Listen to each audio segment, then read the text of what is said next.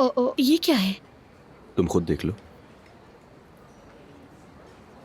वो एक कुम्हार है जिससे मेरे बाबा बहुत काम करवाया करते थे, ये उससे खरीदा है।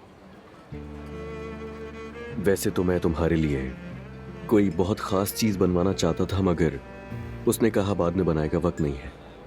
मगर शुक्र है उसने वक्त निकाल कर बना दिया इसे। ये तो बहुत खूबसूरत है। अ, कुछ बुरा तो नहीं कह दिया मैंने तुम्हें?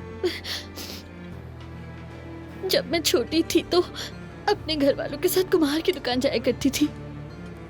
बस मुझे वही याद आ गया। मैं बिल्कुल अकेली रह गई। सोहा, मुझे तुमसे सिर्फ एक मौका चाहिए।